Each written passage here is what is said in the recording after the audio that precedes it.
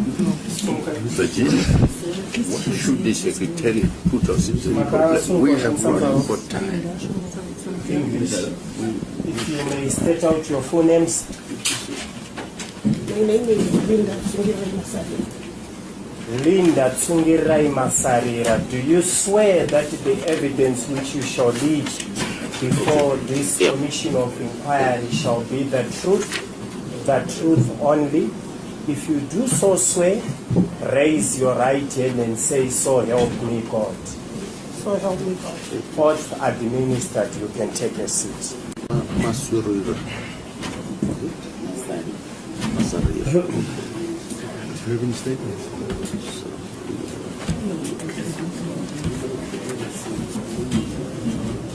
Just those, Mr. Okay. Go ahead. Yeah, go ahead. Yeah, go ahead. Thank you. Ms. Masarira, you've asked to give evidence before this commission? Yes, I did. I'd like you to give your evidence cognizant of the fact that the commission has had a lot of evidence, and where you feel some evidence has been given before you may move to other aspects that Noted. we haven't heard. Noted. And if you could identify yourself?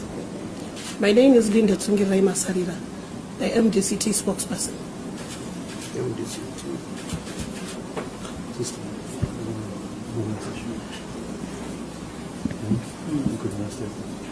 Go ahead and tell the commissioners what it is that you want to share with the commissioners. Okay. Firstly, I think what made me decide to come to the commission to share what happened to me on the 1st of August. My presentation is going to be very brief because a whole lot of other things have been said before by other witnesses, and I would also want to observe a moment of silence for those who lost their lives prematurely by the alleged delay of announcements of results of the 2018 National General Harmonized Elections. May their souls rest in peace. Firstly, I would like to state that the demonstrations that happened on August 1 were not just a coincidence. These were demonstrations that were influenced by the various political leaders who were contesting during the 2018 elections. Most incitement statements were heard by ordinary Zimbabweans at rallies and press conferences. It is important to note that a leader is a person who inspires and influences followers either positively or negatively. Peace is inspiration, violence is inspiration. Our words as leaders are believed by our followers who rally behind our vision and the methods we use to achieve our goals. So the violent utterances influence the people to demonstrate. Who spoke inciting words is not even in need of investigations. The public domain is awash with video footages and other live recordings of treasonous and anarchistic statements by political leaders in Zimbabwe. Dr. Thokozani Kupe and Douglas Monzora were nearly burnt in a hut in February at the late Dr. Morgan Richard Tsvangirai's funeral.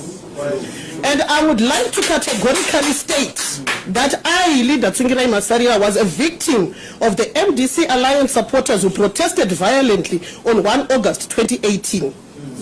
Contrary to Advocate Nelson Shamisa's view that the protesters were not MDC supporters at the Rainbow Towers gate, on 1 August, I was a victim of the supporters' violence. As the car I was driving was targeted, a silver Nissan X-Trail, number plate AEP 7333, was surrounded by violent protesters who were chanting Mutengesi, Mutengesi, Ure, before they broke into song, Tengesa Uone Mashura. The ZRP at the gate at Rainbow Towers. So they were chanting, saying, sell out, prostitute.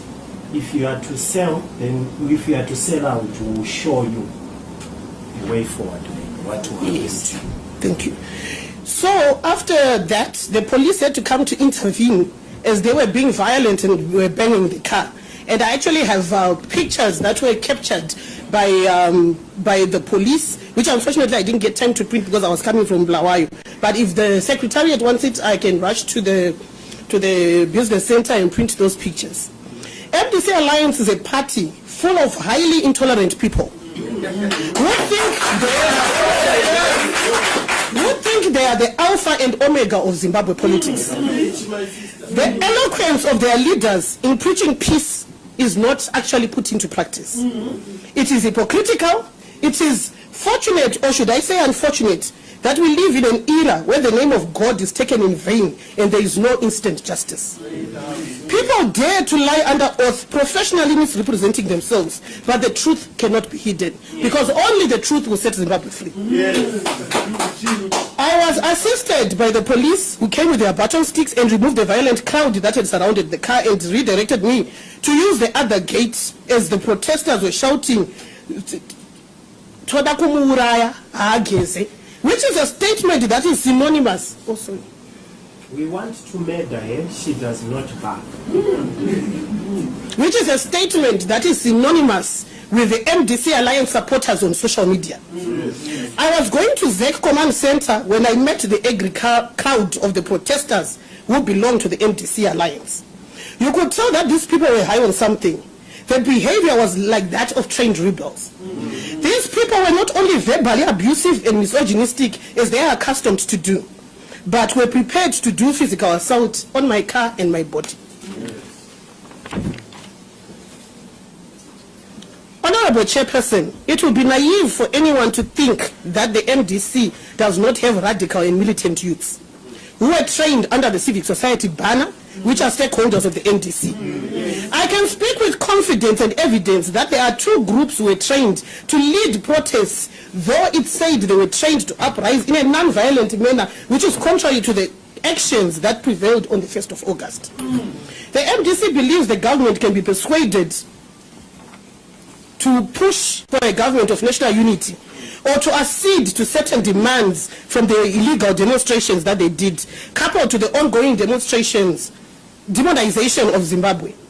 We have an opposition that believes in hate speech and insults, terrorizing women and the suffering masses to woo protest votes. Honorable Chair, it is true that there was a violation of human rights by the ruling party ZANU-PF, as many witnesses testified here.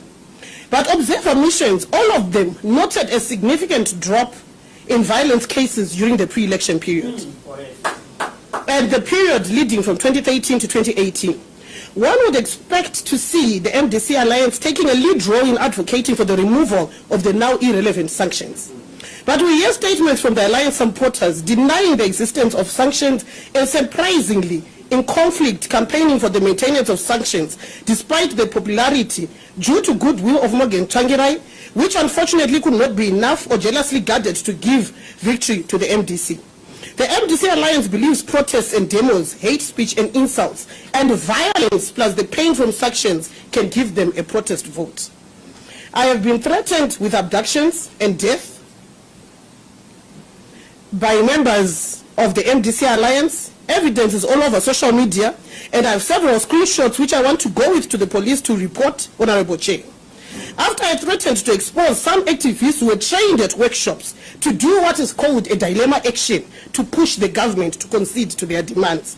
These trainings were done in Cape Town and Livingstone, so that they would be able to radically defend their vote through whatever means necessary and to make Zimbabwe ungovernable.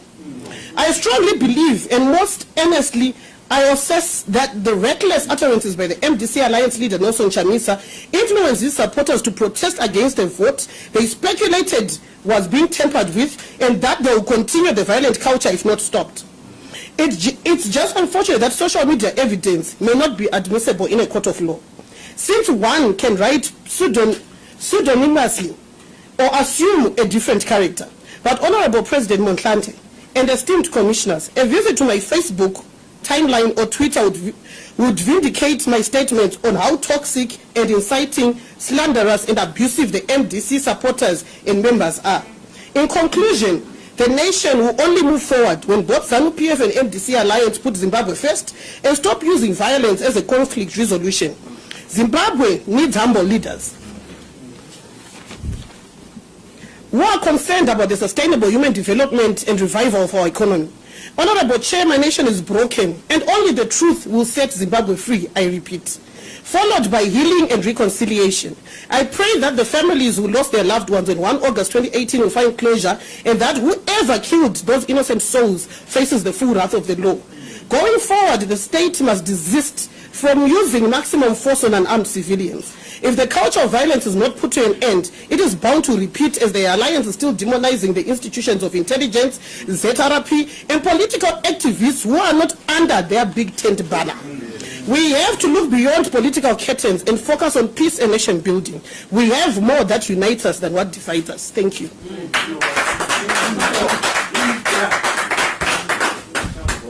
Thank you. I will hand you over to the commissioners who may have questions for you. Mr. Chairman. Yes, any clarity-seeking questions, colleagues? Oh, yes, thank you, Mr. Chairman. Thank you very, very much, Linda, for your narrative. What I want clarification of is where exactly you were when the chanting of slogans, sell out, prostitute, were done. I was at the gate at Rainbow Towers. When I got to Rainbow Towers, the gate was already closed and it was barricaded by the policemen. There was a grouping of angry MDC supporters, some were in their regalia, and some faces that I could identify, because there was one Jabulani Mtunzi who was also there and who's in the structures and the current councillor for the MDC Alliance. The MDC Alliance leaders denied that the rioters were their members. What would be your comment, since we have started to give us names of those that you say are in the ranks? Are they in the ranks of MDC Alliance or elsewhere? Jabulani Mtunzi is a current ward councillor for the MDC Alliance, and I saw him leading the protest at the gate at the Rainbow Towers. You also spoke of trainings that you said were done in Cape Town. When were these trainings done? Unfortunately, by the time I got here, I couldn't have gotten the exact dates. But one of the persons who was trained actually has the dates and was supposed to email me the email that she received, because she actually went through the training and was not subscribing to the agenda that was there, the training in Livingstone. Was it this year? This year. Okay. I think the first one was in May and the other one in July. What was the nature of the training? Was it just a youth training for... It was actually labeled a training for non-violent protests and preparing for young people to be able to defend their votes anyhow. And from what I heard, it was supposed to actually ensure that they go through non-violent protests.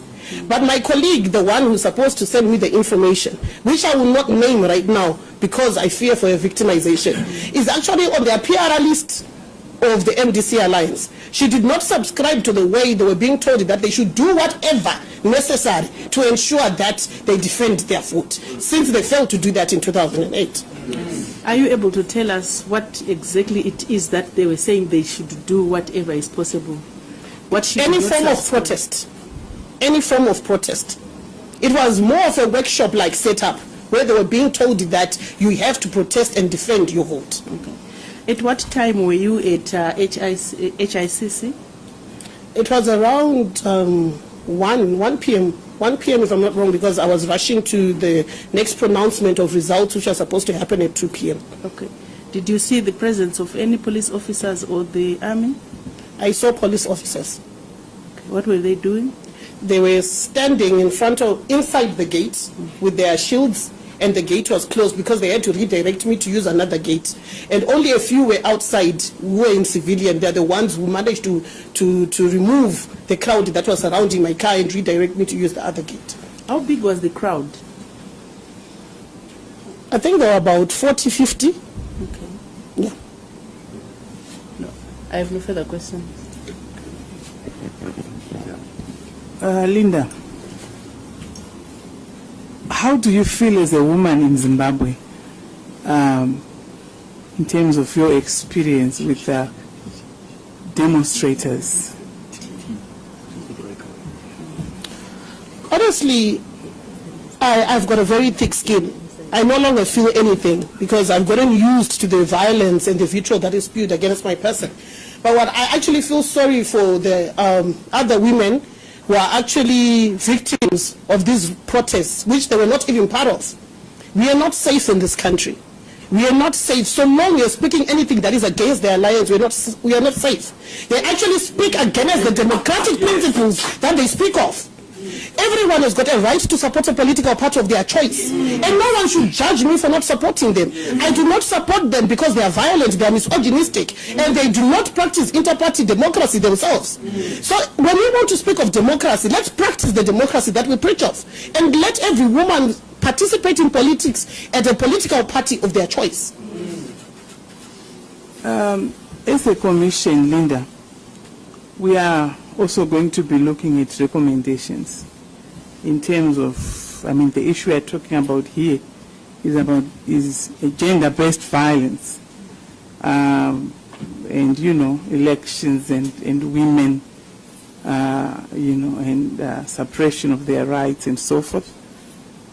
What would be your recommendations going forward in order to avoid this situation where women are beaten, where women are threatened with death and so forth?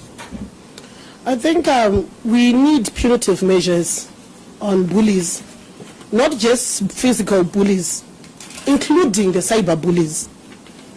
We also need the Gender Commission to step up and ensure that women, particularly in politics, are protected from violence, are protected from threats. Because failure to do that, we will find that a lot of women are going to shy away from participating in politics. Because the only thing they've ever known is when you're a woman in Zimbabwe and you want to participate in politics, you are called all sorts of names. And you face a lot of violence, even in our internal party democracies. So what is critically important is to have a gender narrative that is strict.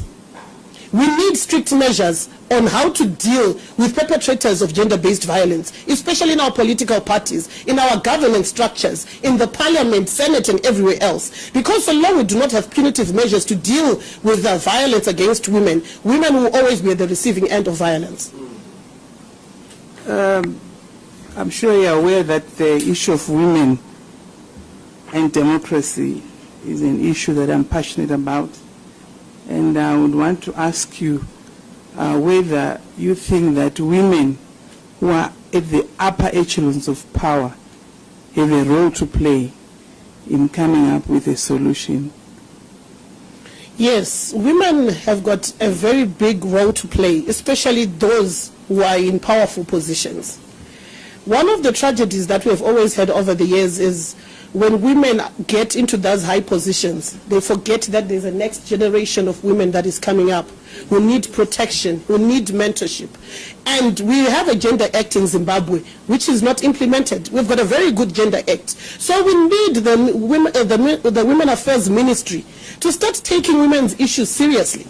We also need our police to stop violating women, whether it's in parliament, whether it's the vendors in the streets and everything else. We should not be blind to the fact that our police violates women on a daily basis in different spaces. Thank you very much. Okay.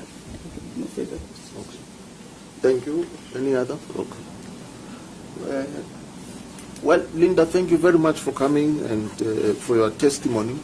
There are no further questions from the commissioners, and please do favor us with whatever evidence that you believe would help the commission arrive at correct conclusions by forwarding it to the Secretariat. I will do so. Thank you very much, Honorable Chair. Thank you very much. You may step down.